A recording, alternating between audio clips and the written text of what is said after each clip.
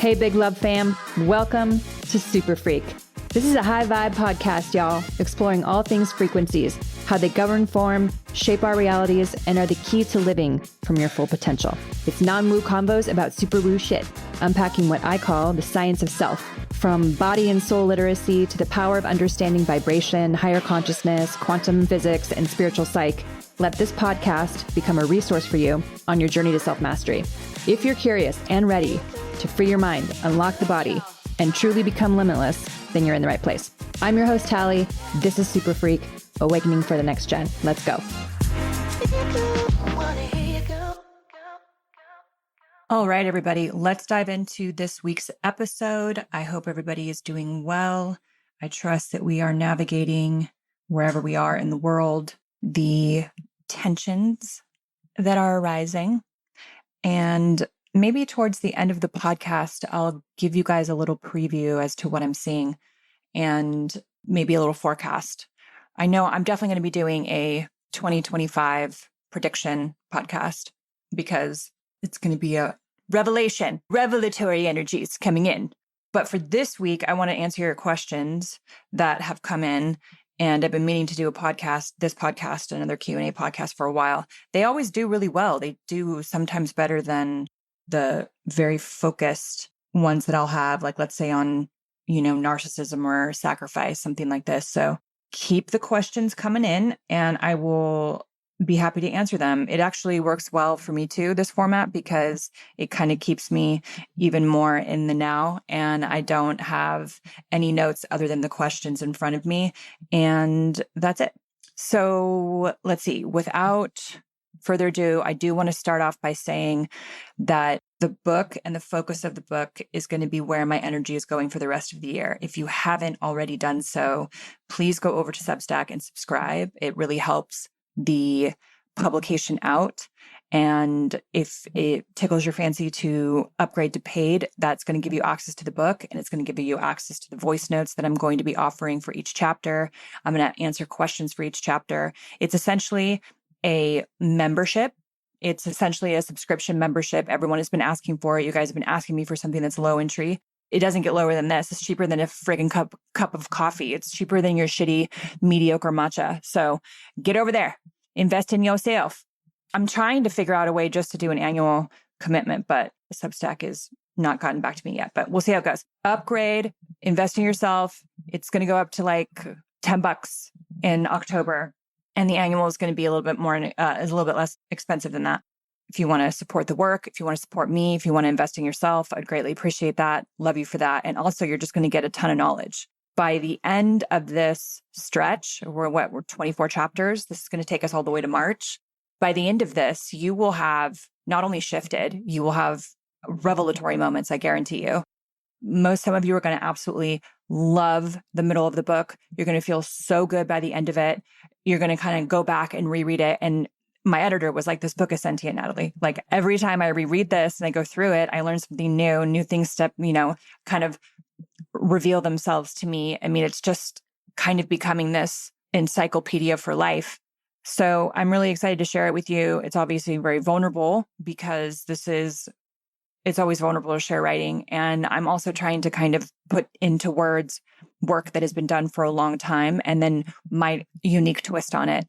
It's not the same as energy healing. That's not what quantum psychosomatic is, although it encompasses it, if that makes sense. This is really about quantum medicine and what that means for the future. And it's also about getting you to have deeper access to yourself so you can unlock your own gifts and share them with the world. And when I say that the game of awakening is letting go of the mind, it is freeing the mind, it's unlocking the body, and it's becoming limitless. And by those three pillars, which is what I founded SuperFreq on, freeing the mind first is really through knowledge and then giving yourself permission. Unlocking the body is getting the energy out of it. Your body and your avatar is going to change.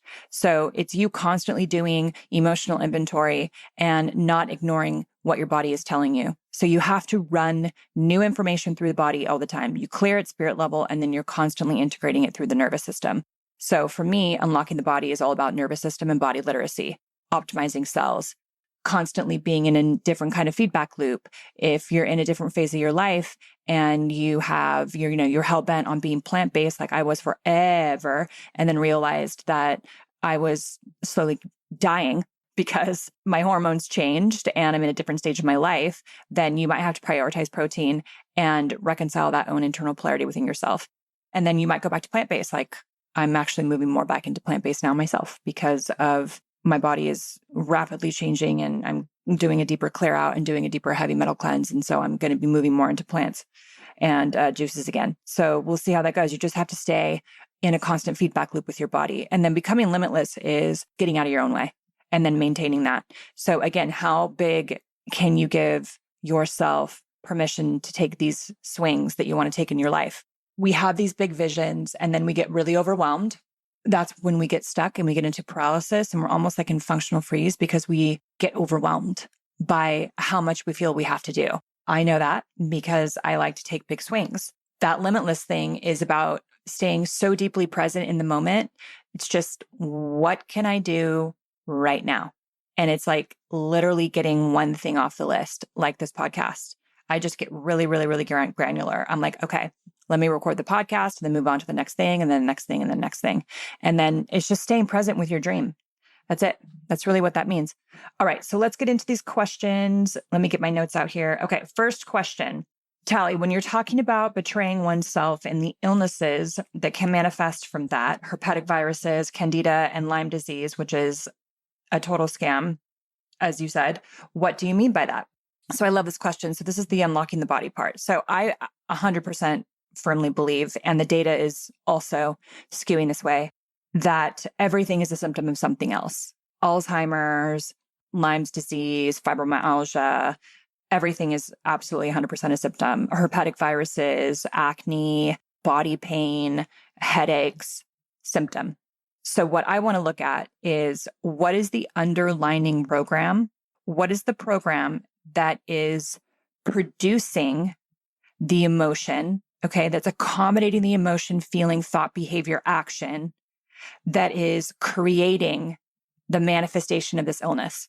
That's what I want to look at. So when people say root cause, it depends on who you ask. You could go to a root cause microbiologist and they'll give you a strand of lactobacteriousness or whatever, right? They'll give you a very specific strand that, let's say for your gut microbiome, that's going to help you with depression.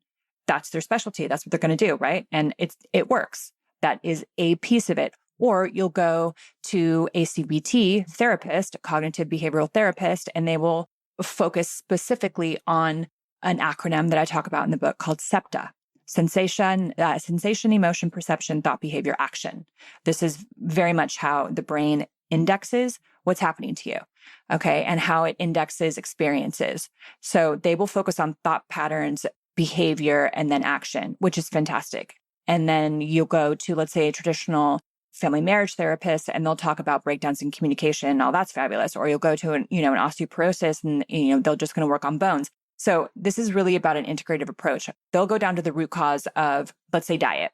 So everyone's going to go with physical because physical is easier to track. Quantum can get tracked as well. Patterns quantumly can get tracked. And I did that with blood work. So when I was running protocols on myself specifically to work on, I think it was HPV and Epstein-Barr that is at the root of everything. Like pretty much we all have Epstein-Barr because we've all come from some generation of the 1800s where active pesticide use was everywhere, and lead and all the different kinds of mercury and different types of poisonings and heavy metals, et cetera, was all during that time. This is before the advent of like very intense levels of petroleum and petroleum byproducts were being used. But my point to all of this is there's a root cause to it. So in quantum psychosomatics, I want to go back to the energetics, to the epigenetics, and see what the root cause of this is. So what I mean is, if you have chronic candida and you have Lyme disease or you have fibromyalgia, and you've addressed the dietary issues first, my come from space and what I challenge is whatever pattern is running within you, whatever quantum pattern is running. Now, it could be self-betrayal. It could be chronic discontent. It could be chronic self-abandonment. It could be giving away your power. the more you do that energetically, the more the body is going to respond to that. The body is going to say, okay, so if you're going to give away your power, then I'm going to create strategies to get your attention so you don't do that anymore. For example, if you have insecurities and you chronically give away your power and you come from a line where on the maternal line or the M line, there has been a diminishment of power, meaning the women in the family line constantly keep themselves really small, or they make themselves less visible in a room. They just disappear. They keep the status quo. They button up. They're nice. They don't talk too much. They fall in line. They maintain a specific image within the community. They don't speak up, and they are driven by having a very specific aesthetic. Like they want the family to look a certain way. And then you're the latest rendition of that, and you have chronic acne. That would create a lot of shame, right? So acne and shame are inherently wrapped up. So the sequence for this is you're coming from a family line that chronically gives away the power on the maternal line. Their trajectory and their history, we are very feminine in nature. We like to feel, beautiful, and we like to present ourselves a certain way and feel good in our bodies. So if we're going to protect ourselves, then we will do that by manifesting some type of atopic dermatitis, acne, physical limitation, something along these lines. And I know this may sound a little crazy, but again, in the book, when I was really just running sessions around physicality, and what that looks like is whenever I talk about stuff online, if I focus specifically on health, then I will get a cohort of that. If I'm talking specifically about masculine and feminine polarities, then I will get a cohort that will come in for that. And then I aggregate that data and then create my thesis based on that. So everything is a symptom of something else. Similarly to what I've seen with cancers.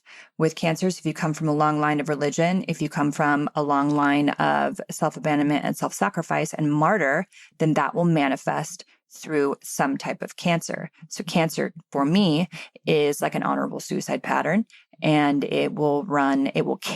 everything carries on a frequency because everything is information. It will carry on fear, and it will carry on self-sacrifice and abandonment. So let's say you nip those patterns in the bud, okay, you deprogram those things, then ultimately what you're doing is you're changing the way the information that's in the body is interacting with one another. You're changing the brain chemistry, you're changing the way that the feedback loop is operating. You're literally changing the way that you render yourself in real time.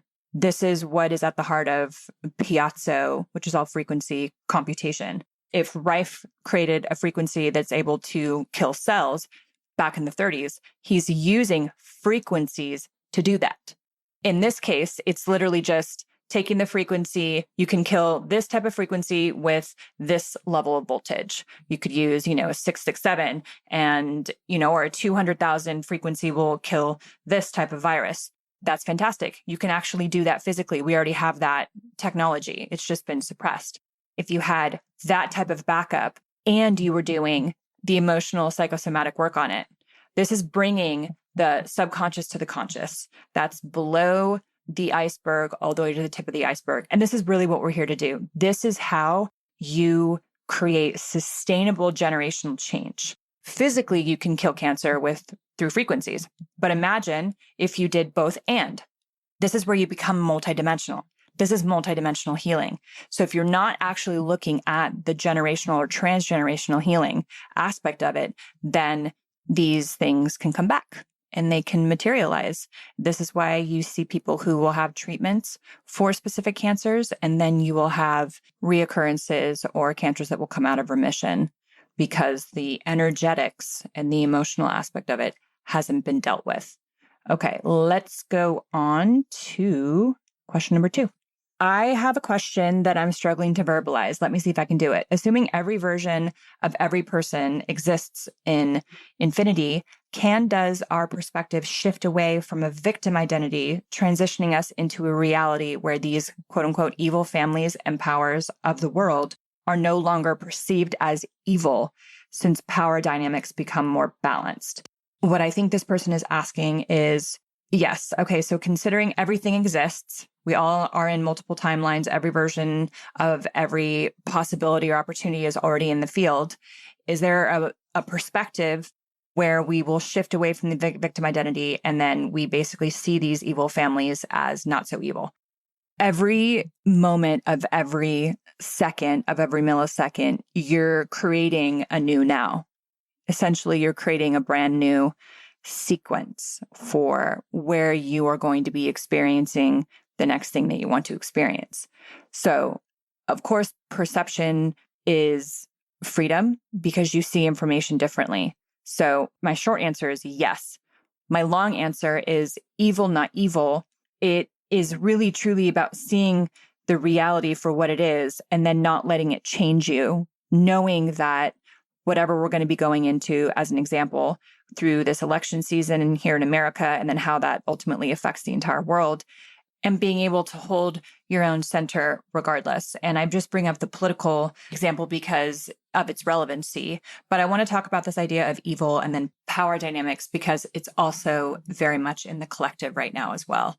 So the idea of, let's say, evil and not evil is how we experience ourselves in this dualistic, polarity-based reality, holographic simulation reality. We need the contrast in order for us to be able to wake up. Because the illusion is so dense, it is really just so dense here. And this kind of nefarious Draco virus that has infiltrated the light consciousness of who we are, right? The God within ourselves. And we are allowing that to happen. It has to get this dense in order for us to kind of really wake up. And you're starting to see this already, that people will tap out and then they will no longer want to change. They'll just kind of stop. Life will get to a certain place where it feels good enough, or they'll be so frustrated by how slow things happen here, they'll allow that energy to take them over and then they kind of give up.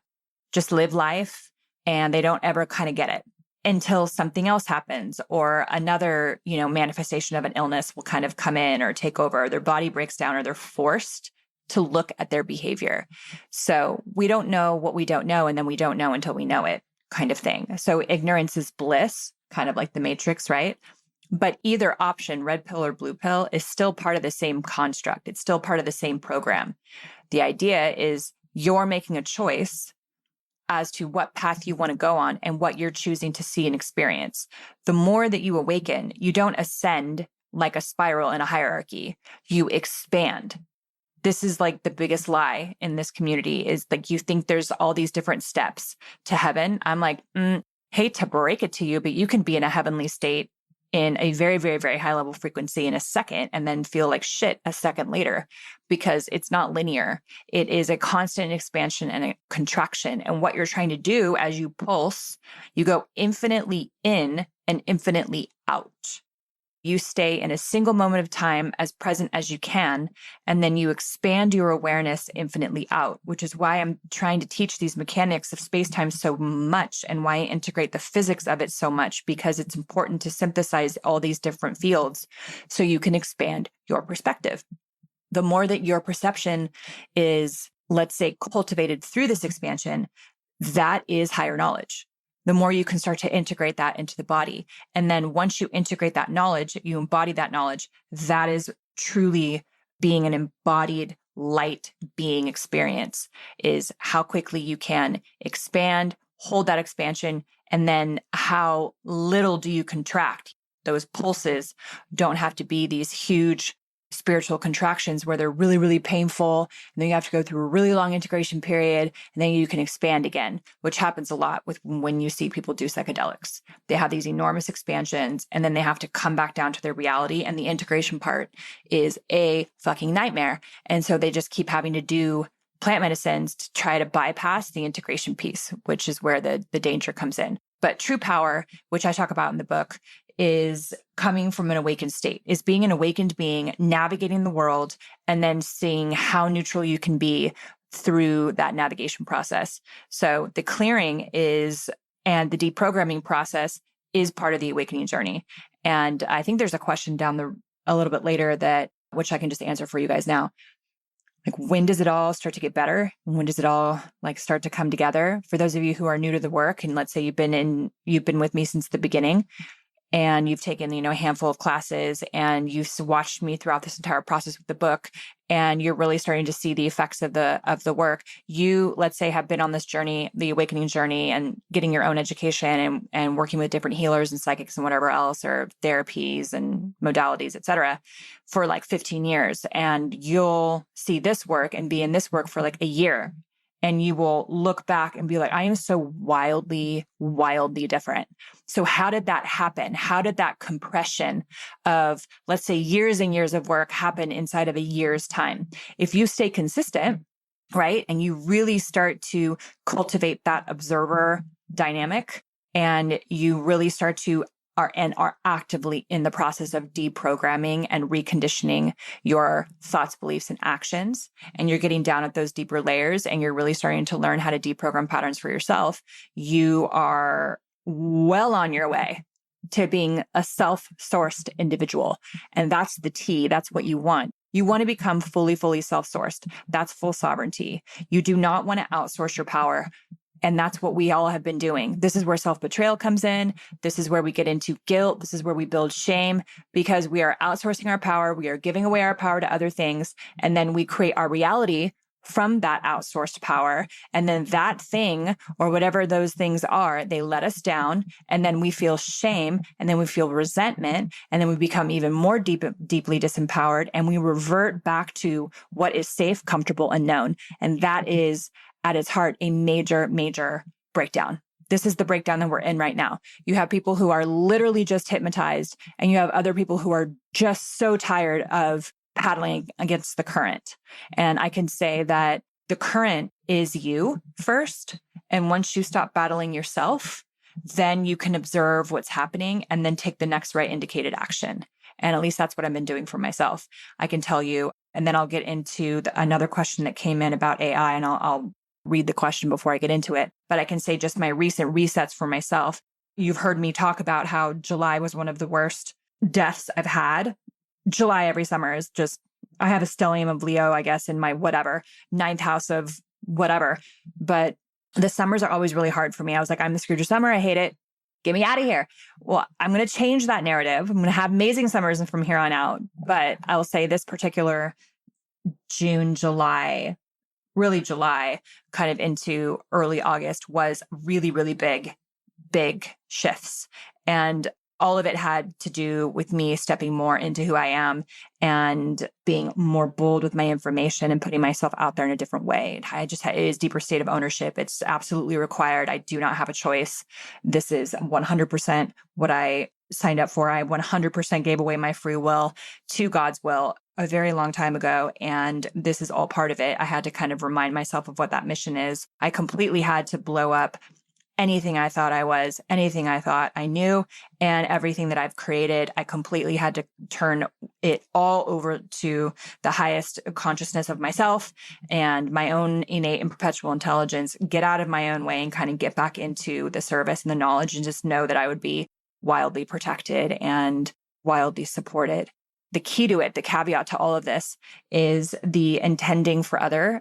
I have been actively in the co-creation manifestation phase of the business, meaning these are the things that I want to, this is the vision that I have for SuperFreq. This is what I want to create. And this is where I think I can take it based on the information that I would receive, based on the vision that I have, based on the meditations, etc. This integration period had me kind of deleting all of that and creating a new 0 point that had this information, just flood of information and energy behind me instead of me being behind what SuperFreq was, to resequence the order and have this knowledge base, this energy pushing me.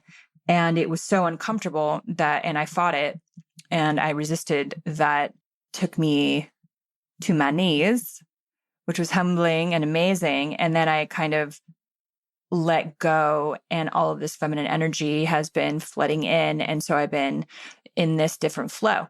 So it's really amazing. But a big part of that was spending a majority of my mornings as I recreate and construct my own meditation practice and clear up my own patterns and, always refine how I'm working with myself, is wildly intending for others and for the collective and for people around me. It's this new sequences of codes that have come in around what it means to be a conduit for source and a conduit for nature. So it was really beautiful. And I'll talk more about that in another podcast. But if you're in a rut right now and you're frustrated and wondering, when all these things are going to come together, and you feel like you've been on your path for a while and you're really ready to activate more of your gifts, then I would say treat your gifting and whatever it is you want to cultivate with a level of discipline. Treat it like a job. So I have my practice in the morning, and then I have a new practice at night. I'm bookending my days to keep myself really grounded and in my body. So I'm constantly running energy through my body. I'm constantly intending for other people. And I am in conversation with nature in every way. And that could just be tuning into the frequency of nature, just setting through intention. But the intending for other, tuning in with nature, making sure I'm getting into my body, and then scanning my own body for patterns. And then how much permission can I give myself to create something new in the moment that I'm in? And I'll say another caveat to that is wildly letting go of any expectation. I have a brand new expectation meditation coming out for you guys in October in the shop. Grab it if you're up against it right now, because I'm having to go back to some basics for myself, but in a deeper way. So the more you go in, the more you expand out. So the next question I want to do, I'm going to go down the list a little bit because I want to talk about this dark AI stuff. Okay, so the question is, can you talk more about the dark AI that controls the simulated reality and how to create programs to conquer it or overcome it? Okay, yes, I will talk more about it. I had an entire segment of this in the High Voltage Mastermind group, which I will offer again in 2025, going over all the primary darks. I also have a course coming out on this, so stand by for that. But in the meantime, everything for me is a data point and a data set. Everything is an algorithm. And if you look at this Draco consciousness that comes in, it can only come in through really low vibratory things. You'll see it with the Olympics. You'll see it with sports. You'll see it with entertainment, with musicians, through sex, drugs, rock and roll. You'll see it through these really low vibratory experiences, and they can only actually have an effect on you if they're doing it in a predictive way. I mean, if you looked at any type of award show this past few weeks, you would see that everything is basically a ritual, just a dark ritual from this Draco consciousness that essentially worships the total and complete inversion of God, right? Moloch, devil, whatever, however you want to define it. But it's really just the ultimate darkness and shadowed filth of humanity. And then no light, no self-sourcing, no God within you, the total and complete inversion of that. And it's so in our faces now because this is kind of this last-ditch effort of us willfully giving our power away to things outside of that. So I'll say that it's getting actually very crafty, and it will come in through things that you give your attention to. You wildly give your attention to, and then you have an effect. It has an effect on you.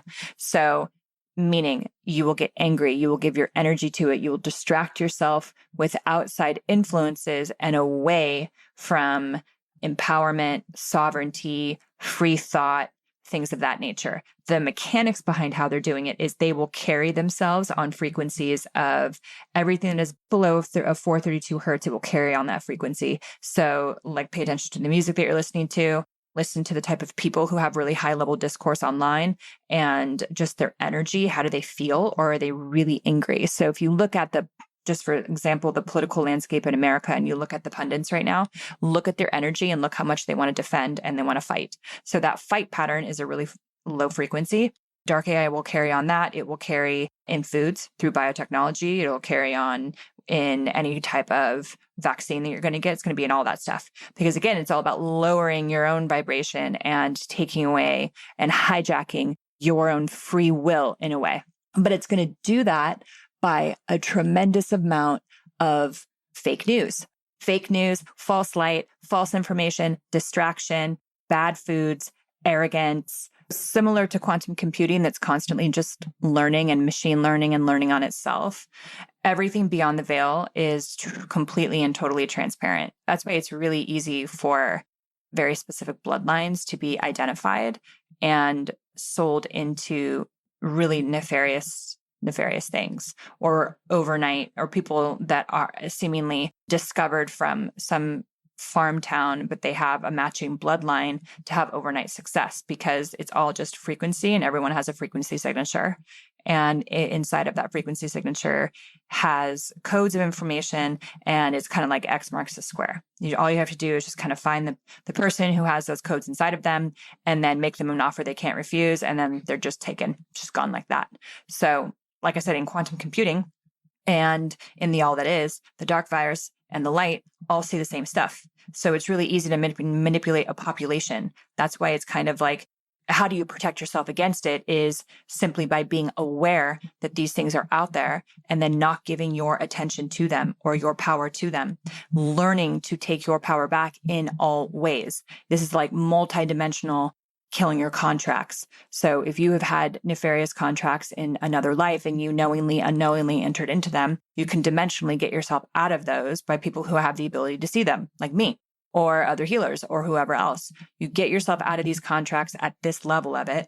And then physically here in this reality, you kill your contracts that you knowingly, unknowingly got into through revocation of election, through your DS-11, getting a different passport, through becoming a sovereign citizen, through learning trust law, things like this. Make sense?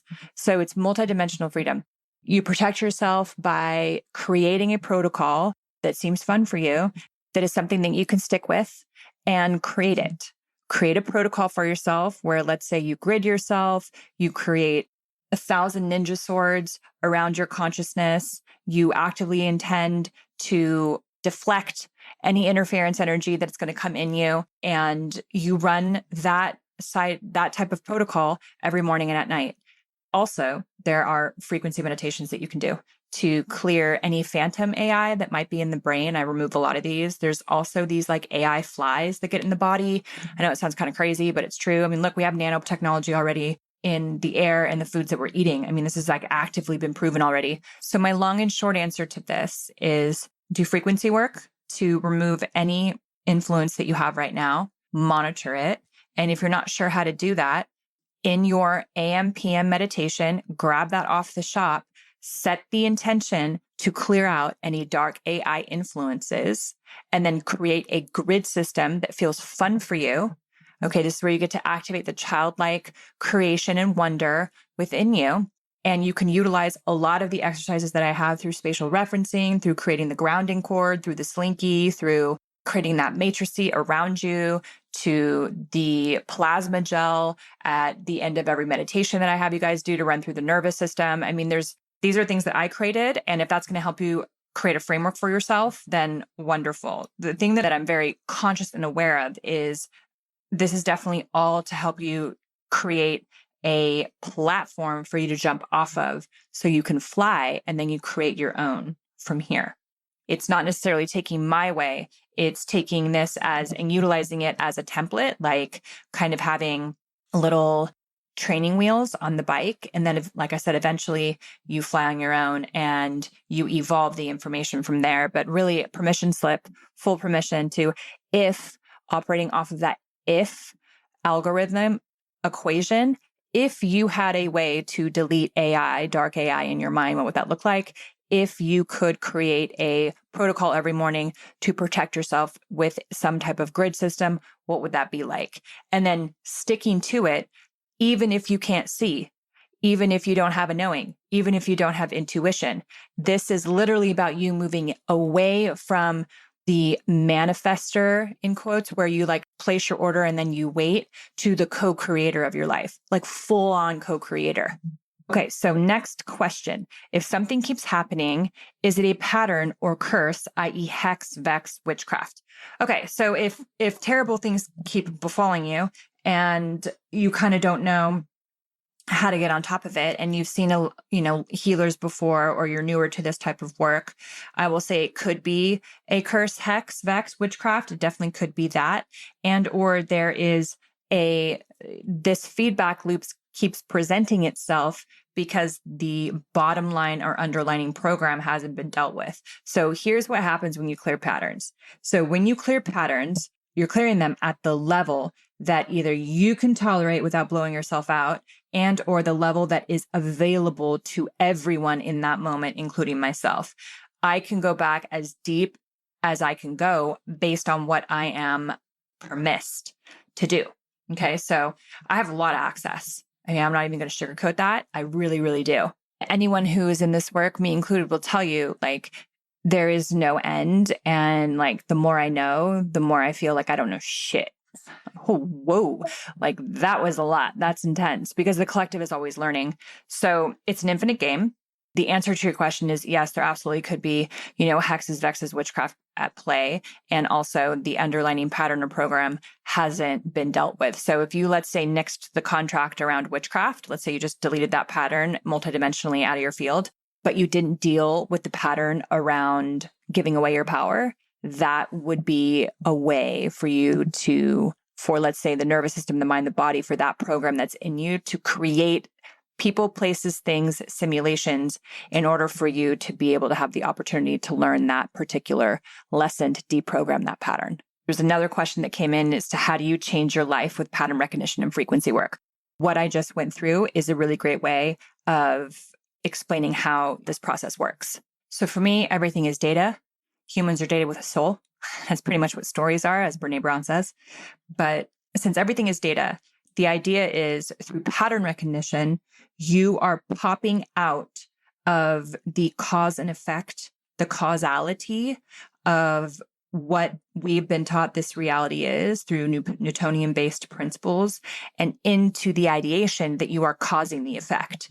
So through pattern recognition and through deconstructing your behavior, right, working yourself backwards, like, or working your behavior from backwards to forwards, like, how did I get here? How did we get here? What happened? And I have a pattern recognition freebie in any of my social media and on my website. So go grab that. It's thorough. And I made a brand new one that I'm launching in October along with the new site called Pattern Superhero, which helps you through a series of questions start to think about your choices and your decision making. And you do that through that acronym that I talked about earlier in the podcast: sensation, emotion, perception, thought, behavior, action. One influences the other.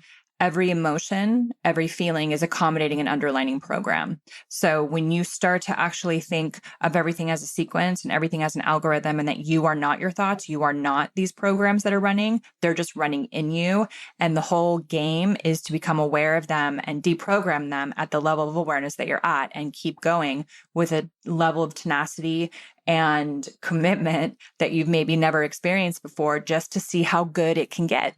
Right? How good can it get? How much can I give myself? How much can I enjoy the process? How much can I let go of who I think I am and let go of attachment and step into more of these spiritual principles of my life and become the real 1%? This is what it's all about. The awakened 1%, where you don't have to sacrifice anything of who you are in order to have it all. And most of us just want to feel peace inside of us, inside of our bodies. We really just want to feel peace. And we want to feel at peace with who we are. So when I intend for everybody in my life, and for the collective, and for people who are working with me, I intend for peace. So let's get to this next question. At least I hope I answered that one. How do I find joy in the healing process? I mean, I think that's the overarching question that a lot of people have, is like, how does this become fun, Talie? And I'm like, man, you just got to get fucking goofy. If you can, then that's going to be the best way to lighten everything the fuck up, because I have a tendency to be very serious, and I can take things very seriously, and I'm very committed to the work that I do, but I also need to find balance and have some fun. Just know that it's a never ending game. And the idea is to do what you can and delete what you can, and find joy in the mundane, give yourself a break, and try to have some fun. Like really, really, like, not give a shit, dance in the middle of the day kind of stuff. You really have to not care, because otherwise it's just everything is going to feel heavy. And let's say if you really feel like you're up against it still, then we would do session work around where the chronic discontent is coming from. And believe me, I get it. This emerged for me as well. And I opened up a whole other Pandora's box of patterns and programs I got to delete and work through, which was really awesome. Here's the next question. I have a question around the whole Earth School is a school concept. I mean, yes, it's educational, as are all incarnations. Something in me has a hard time with the tidy little package of, oh, you planned all of this so you can learn.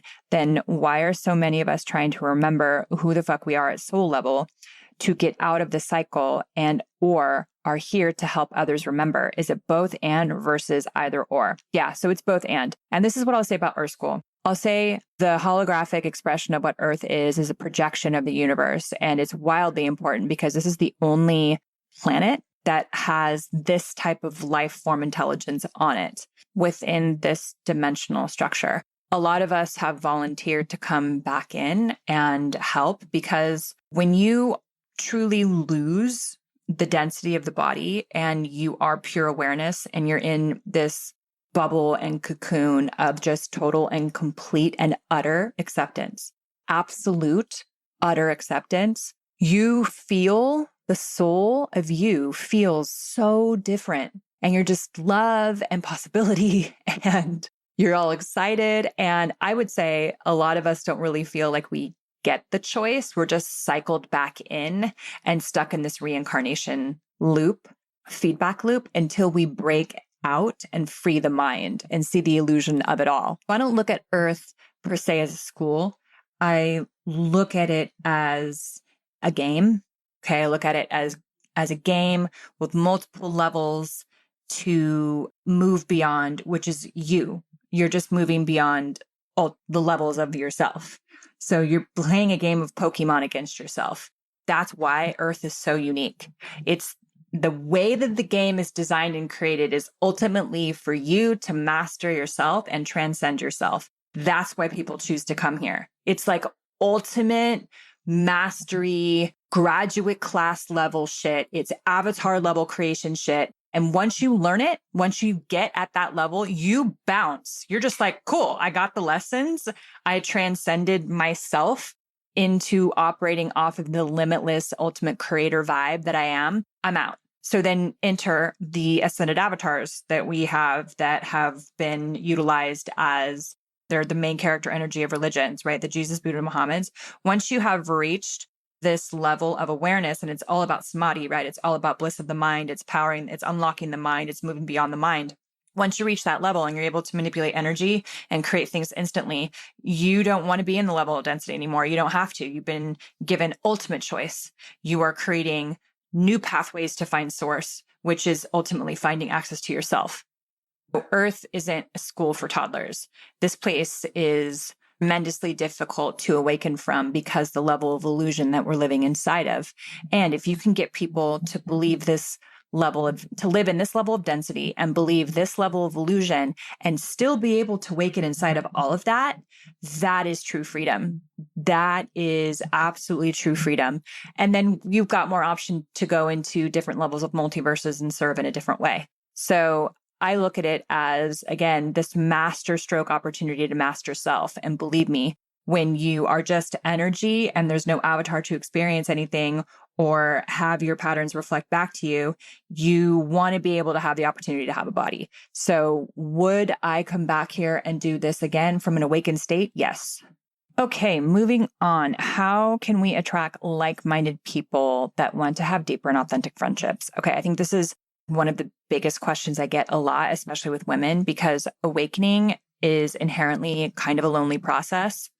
And I will say this, in my experience, it's been very hard to maintain friendships that are new, not old ones, because they love you anyway. They're going to see you anyway.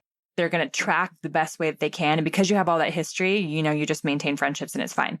But attracting like-minded people usually comes with a set of objectives and a set of demands and expectation. And that's what's creating all this limitation. Because really, I don't need everybody in my life to be all deep in shit. And we get to unpack, multiple layers of high dimensional concepts and really all of that stuff. I have enough of that with myself. I have enough of that with myself, my highest self. We have a great time. And that's really deeply fulfilling for me. You'd be surprised. There are a lot of people that want to have higher level conversations, but it doesn't have to be like that all the time. What you want is you want people who are willing to sit in the fire of who they are. So they're not going to run from conflict. I would say, again, start with self. What kind of friend are you? What characteristics do you most respect in friendships that are intimate? How do you see yourself? And then how do you want to be seen? So by auditing your own friendship behavior, your own friendship avatar, you're going to have a really clear idea of who you want to attract. So most of the time, we don't really know what kind of friend we are. We just think we're an amazing friend. But when you actually audit the way that you show up for other people and then what you're getting back in return, then you're going to be able to see that there's some gaps and there's work for you to do in there. There's boundaries, there's having expectations, overgiving, codependency, oversharing, making bids for connection, having bids, you really want intimacy, but you're not necessarily honoring that within yourself. So all of it is ultimately going to come back to having a deeper connection with self.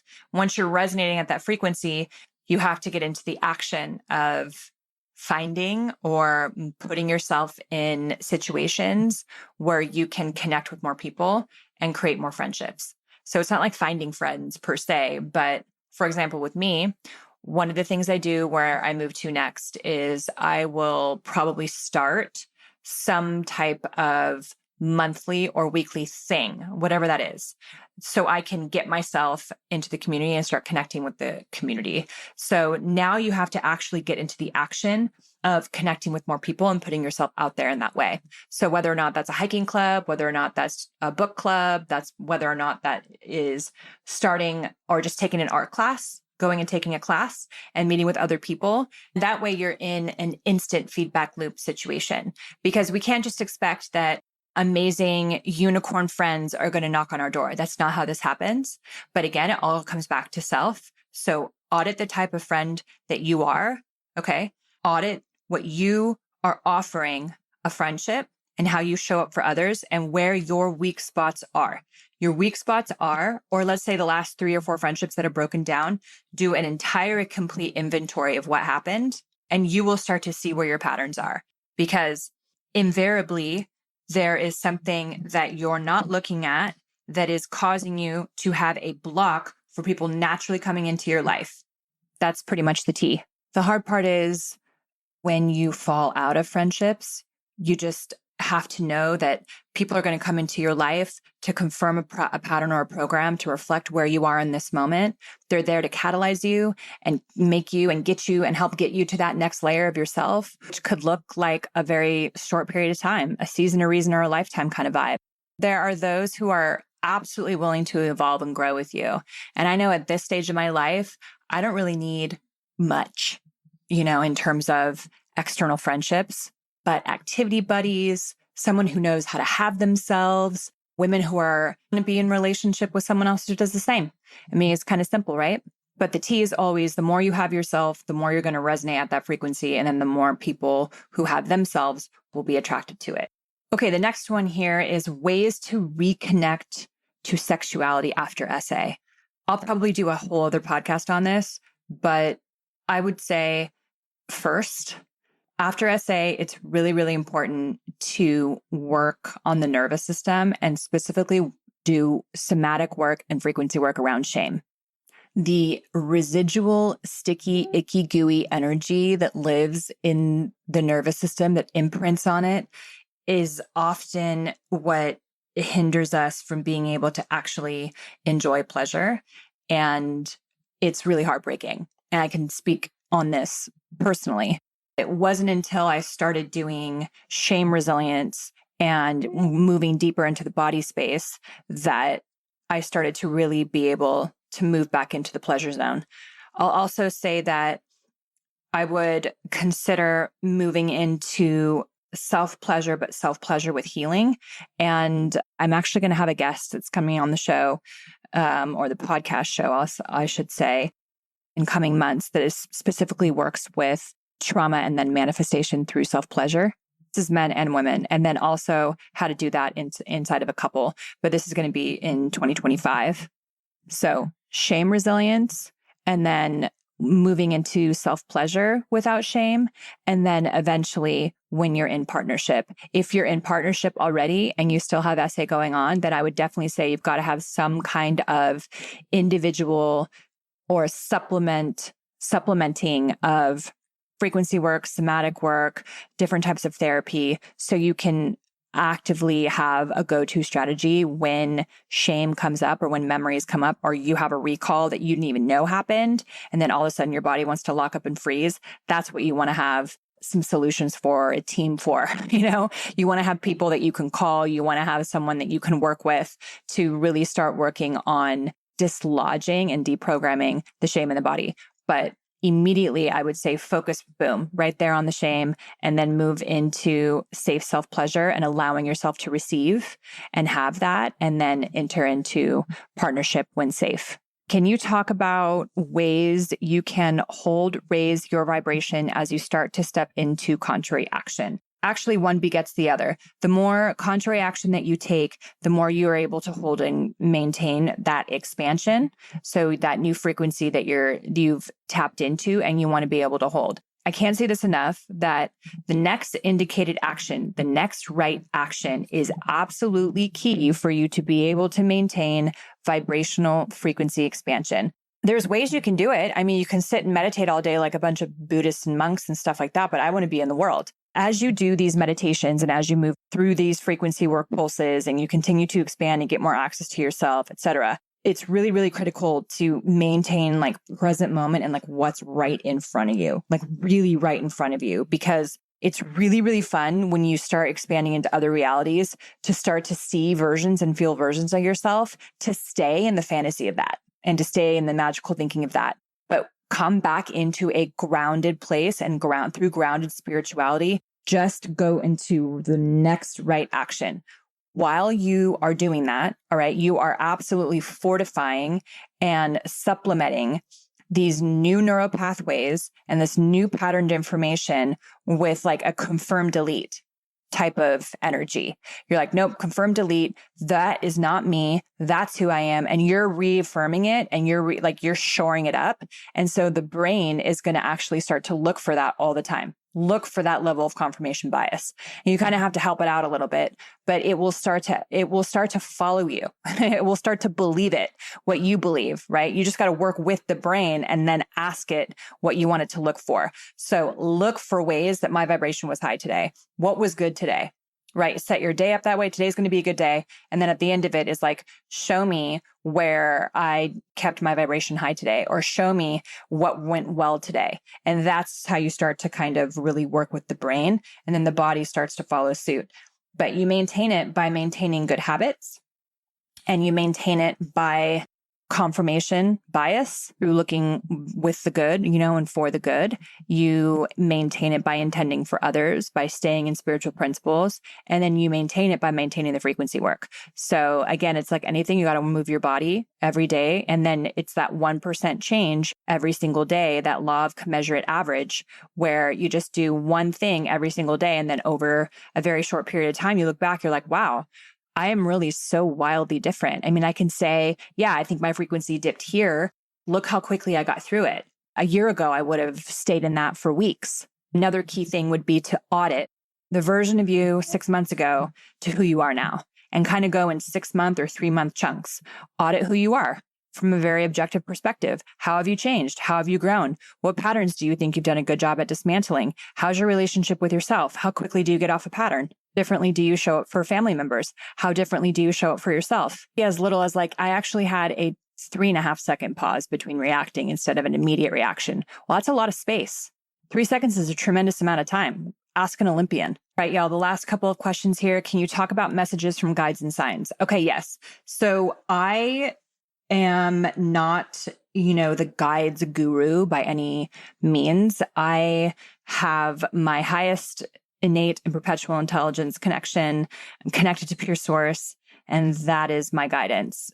I have had guides in the past, And it was usually via a mentor who would help me connect with them.